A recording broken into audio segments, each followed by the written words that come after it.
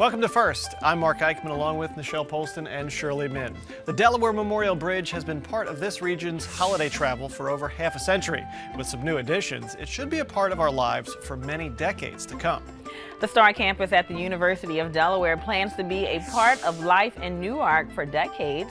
A report this week on new ideas to keep that campus growing. And a year ago, the reputation and the vibe around Smyrna grew after a close high school football game. Life below the canal may never be the same.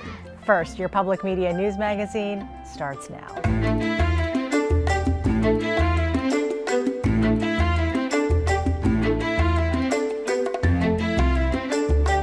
Just in time for the busy holiday travel season, a new system designed to extend the life of the Delaware Memorial Bridge was switched on. Deep inside the bridge's foundation, Delaware River and Bay Authority leaders turned on a dehumidification system that's designed to drastically reduce corrosion along the main cables of the bridge. The $35 million project will extend the life of the cables indefinitely. The DRBA says the project is an example of how the nation's transportation infrastructure should be maintained. For more than 60 years, the Delaware Memorial Bridge has been a vital link for commuters and travelers in our region. And in this week's First Look, we visit the bridge to see what it takes to keep that crossing in good shape.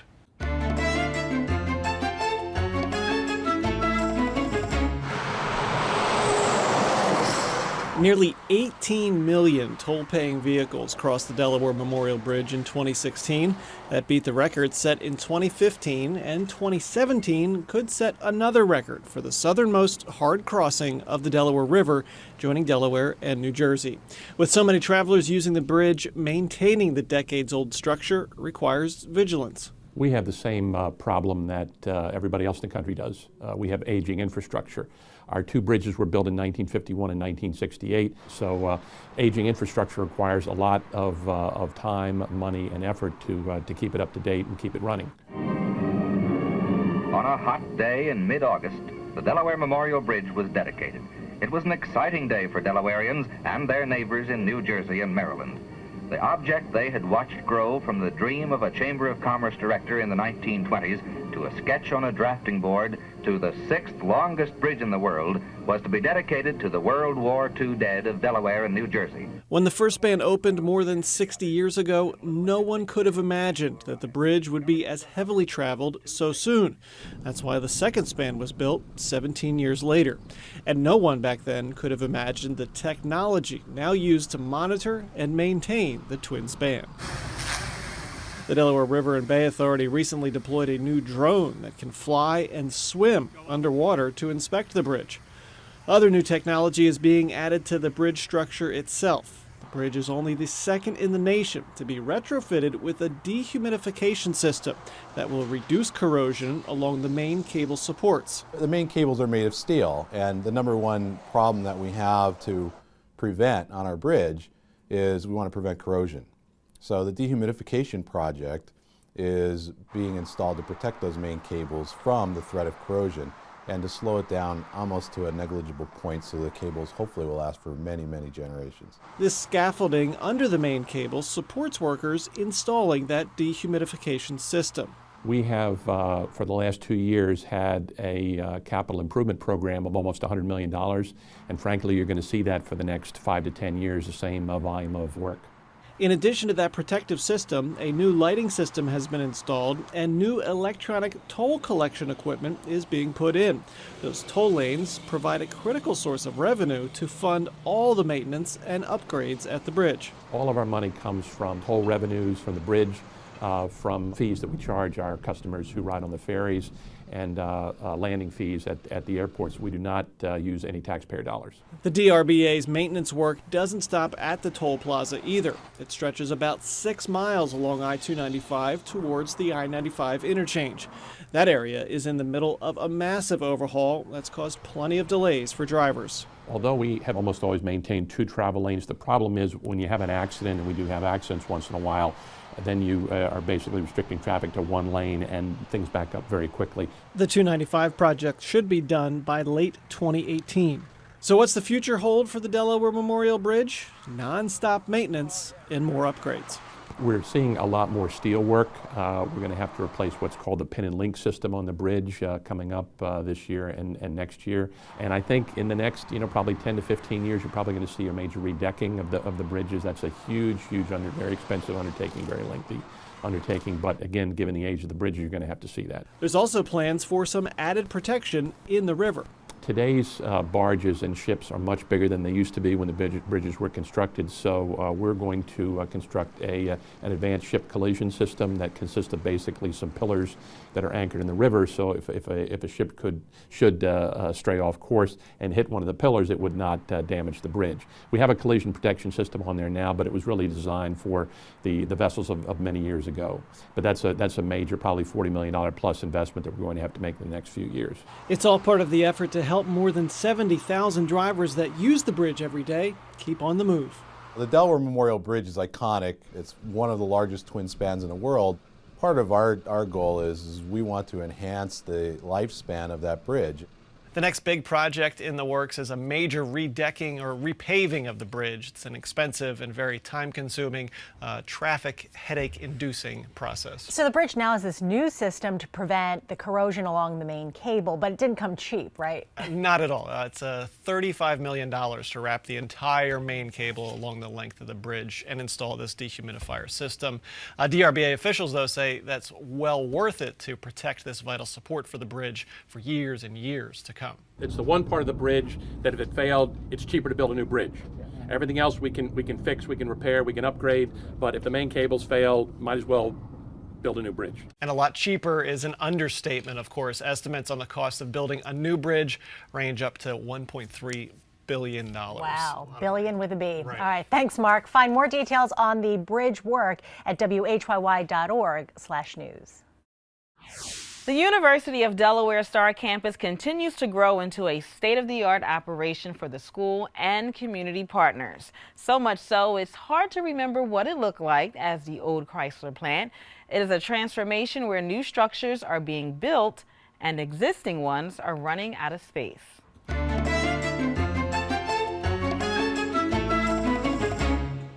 This is one of many laboratories you'll find on University of Delaware's Science, Technology, and Advanced Research campus. The focus inside this lab are the ingredients often found in some of your cosmetic products. What we do here is help cosmetic companies and pharmaceutical companies and companies that make the ingredients that go into those products. We make them feel the way they should for the consumer so that they get all excited.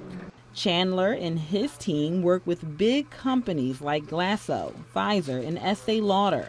But to do more research like what you see here, the Star Campus will need to offer more space. And this 150,000-foot structure just may be the answer. So in the tower, what we will be doing is really expanding the research that we currently have. We have run out of space, so over to one side near the towers are trailers that we have a lot of our faculty in that we had to move them into because we ran out of space. The Star Tower will also house a relatively new speech graduate program. What I like to think about this new building as really being built on a theme and a focus on prevention and wellness, and it's all about the science of health and really understanding how do we live healthier lives, and living healthier lives depends on the social determinants of health, which is our environment, which is our behavior, which is how we eat, how much we move, all of those types of things. Once the building is completed, you'll also find non-traditional classroom space similar to a room like this, creating a virtual reality for those in need of physical therapy. Our physical therapy program is #1 in the nation. So it's about rehab, and so it really is about helping individuals sort of live better. In this particular room, they're taking a look at how sensory information is processed. So that's kind of the goal of this lab, is to understand sensory processing and how that drives motor output. So when you're walking or standing, how we use our eyes, the balance system in our ears, and our muscles to kind of position our body in space. Fascinated with the technology, the treadmill was hard to resist, even for myself. For the first look that we had it, you have nothing to be worried about, but yeah, I will practice a little bit more balance for sure. In 2009, UD purchased the Chrysler plant, creating the Star Campus, and Bloom Energy became one of the first tenants. So we wanted to build a factory that's very close to our customer base. So that narrowed it down to the northeastern states. As you would expect, most of the states wanted us to be there in their state. But at the end of the day, it was about leadership. That leadership included the Markell administration and UD officials. Eventually, the College of Health Sciences also relocated to the site, and new plans now include train station improvements. It's going to be amazing, and imagine with the train station, the New Arc Regional Transportation Center. Although there's a lot to see now, officials say of the 272 acres, only 10% of the Star Campus is occupied, leaving plenty of room for growth. The Star Campus is the field of dreams. It is the place where the needs of society drive our education, our research, and our engagement with society so that we can basically build better solutions for a better tomorrow. So we're so excited about the Star Campus here at the University of Delaware and everything that it brings for our people, our students, and our state of Delaware. The Star Tower means more space for the College of Health Sciences. The university will occupy a large portion, mostly floors 2 through 7. The others are expected to be leased to companies with a focus on science and technology. The first floor will offer space for food services, and some college classes is set for completion next summer. Coming up on First, high school football is a big deal in many Delaware towns. In Smyrna, you could call it a community-changing event. And the Delaware Art Museum presents the work of John Sloan.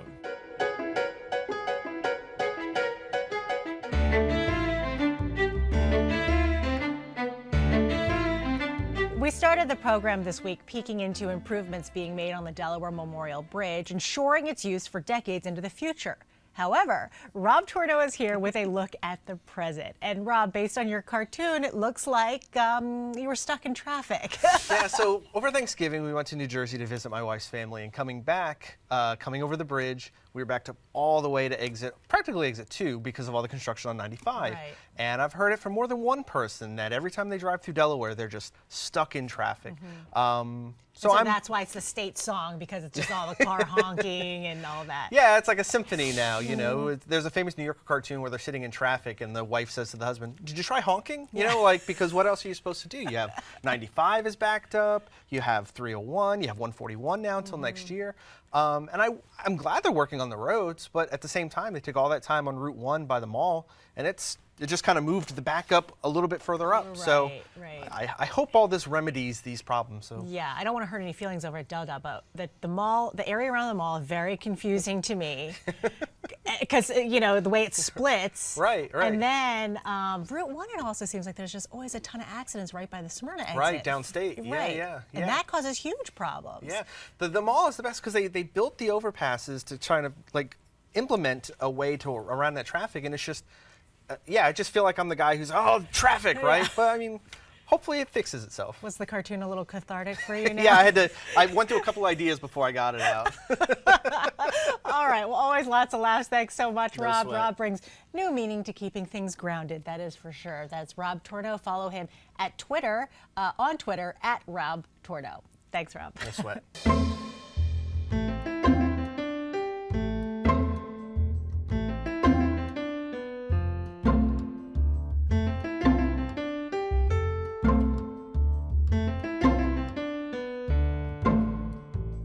Football is often used as a metaphor for bigger challenges in life, and that's certainly how things are playing out in Smyrna.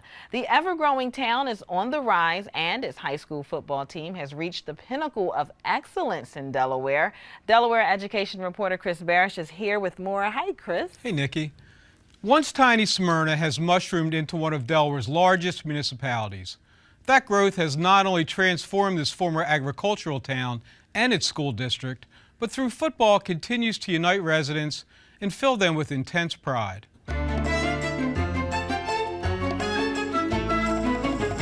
On a sunny December day in 2015, the once unthinkable dreams of a proud agricultural town came true. That's the day ever-expanding Smyrna High School played in its first Delaware Division I state football championship game. I was sitting actually just on the edge of our student fan section, so I was up there cheering with them. Just so heartwarming to look up and down the bleachers and see what we love to call our sea of red there supporting our boys and our coaches. Those fans witnessed one of the most dramatic climaxes in Delaware scholastic sports history. Smyrna's opponent, perennial powerhouse Salesianum, had 4th and goal from the 1-foot line in overtime. Smyrna was on the brink of glory or last-second defeat. So it all came down to that stop. And, you know, I was struggling to watch it, but I did watch it. I can specifically remember just saying over and over again in my head, please let the underdog win, please let the underdog win. The moment was more than 3 decades in the making. It was a sleepy little town, or a set of towns between Smyrna and Clayton for a long time. And very unique, blue-collar, tough, hard-nosed people here, and they all work really hard. When I was a kid, you know, you go to the grocery store, it took 2-3 hours because your parents knew everybody. But with annexation and development, Smyrna now has 11,400 residents, more than twice as many as 20 years ago. The population of its school district has ballooned to 36,000. Walmart has even built a mammoth distribution center in town. Over the last couple decades, it's changed and morphed into, you know, almost like turning into a rural suburban area. And we've had this influx of people coming from all over, even from, you know, New Jersey and Philadelphia area. I started here in 1979 as an ag science teacher, taught all the local farm boys, and all this property that you see all around the school, we used to till that property. We decided that moving down here, you get more for your money.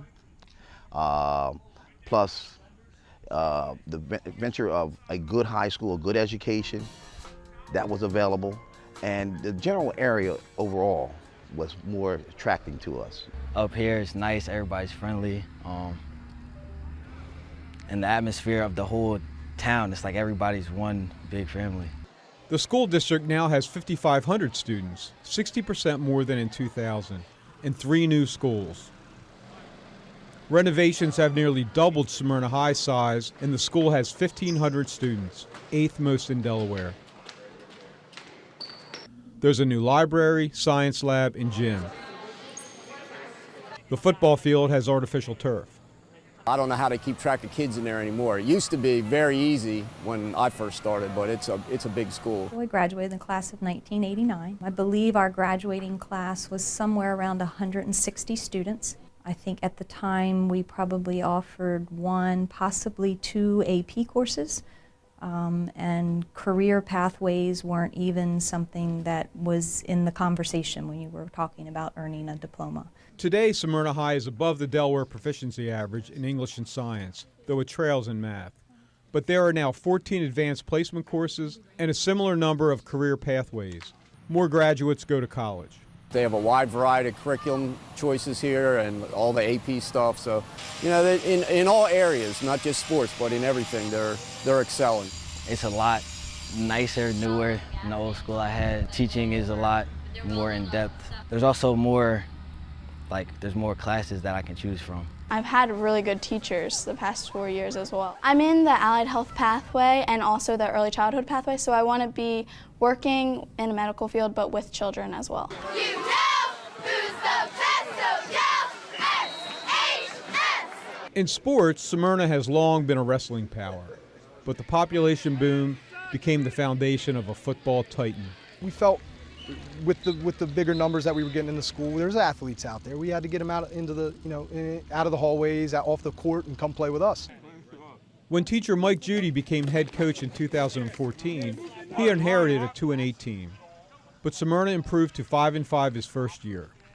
People like Tom Sayers, a former Smyrna linebacker who runs a jewelry store in the quaint downtown, began packing the stands. Obviously everybody likes a winner, but that's not. It's more the kids. I mean, they're excited to play. They're celebrating every little thing each other does, and they're really rallying behind each other. There's a lot of new folks around, but you know, you can see from the crowd that's here tonight, you know, everybody's here and supports the team. In 2015, Smyrna lost only to Salesianum in a 76-56 shootout. When they met for the title 6 weeks later, the town came out in full force. Police and firefighters escorted the team bus to the town limits.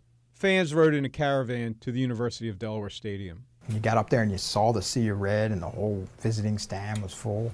There couldn't have been too many people left in town, I can tell you that. Smyrna overcame a 14-point deficit to send the game into overtime. The exhausted teams lined up for the final play. Salesianum inches from victory. Coach Judy figured star running back Colby Reeder would get the call.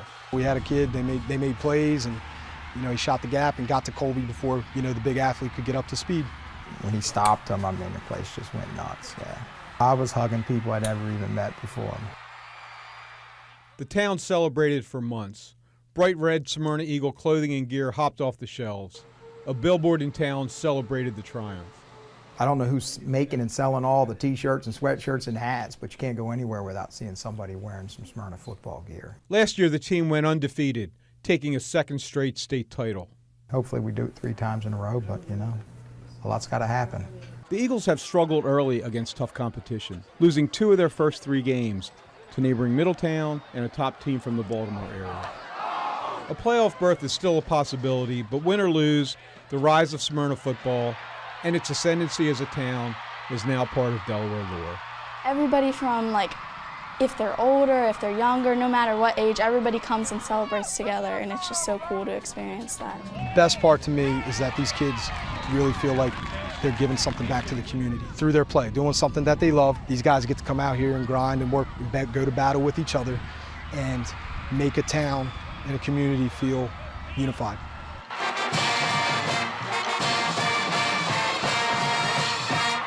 Since we visited Smyrna in September, the Eagles have run the table, going undefeated in their last 8 games.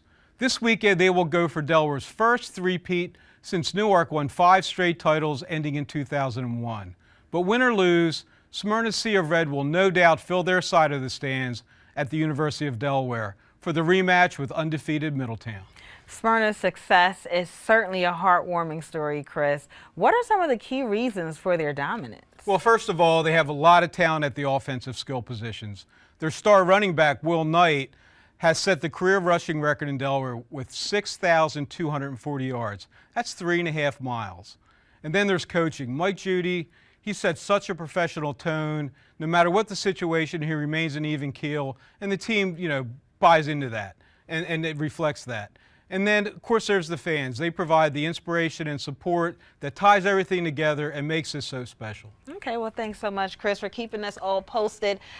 You can find this story and other stories by Chris online at WHYY.org/news. A few weeks ago, we went behind the scenes as works of art by famed artist John Sloan were cleaned and presented as part of the Delaware Art Museum's huge exhibit on the artist's work. That show includes nearly 100 works by Sloan and is all pulled from the museum's extensive archives. It's an exhibit worth seeing, and it's this week's first experience.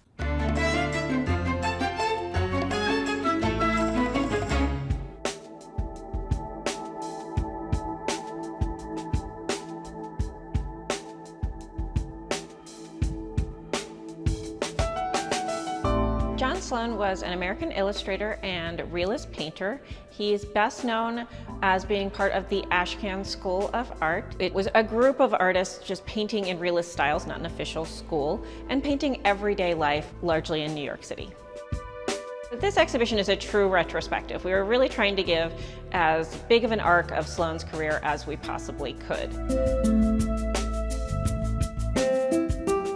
We mined the archives for some of the earliest things we could find. We have his paint box that he used for outdoor painting, some of the charts and other things he made, some of his paint samples that he made when he was working with a new color system in the 19-teens. So really just trying to pull out some of the treasures from the archive that we think help people to give a fuller understanding of what Sloan was interested in. Whether it's being in Philadelphia at the Pennsylvania Academy in the 1890s, or being in New York City in the, really the whole first half of the 20th century as New York is becoming the center for art and for publishing in the United States. And then he begins to spend his summers in Gloucester, Massachusetts between 1914 and 1918. And then he moves out to Santa Fe for his summers from 1919 till the end of his life. When Sloan starts his career, he actually starts his career as a newspaper illustrator working in black and white. And then when he begins to paint, he's also working in a really limited palette. It's not until 1909 that that really changes. He adopts this color system. It's called the Murata color system. The Murata system keyed colors to notes of music. And the idea was that a particular color would line up with a particular note. He began to approach color in a way that was less related to what he actually saw. Suddenly, you're starting to see more reds and purples and greens in his work. His brightest colors are probably when he's working outdoors in Gloucester, Massachusetts from 1914 to 1918. He's also, of course, had the opportunity by 1914 to see a lot of modern European art. He's seeing the work of Cézanne, the work of Matisse, the work of Vincent van Gogh. And all of those artists are influencing his work as well.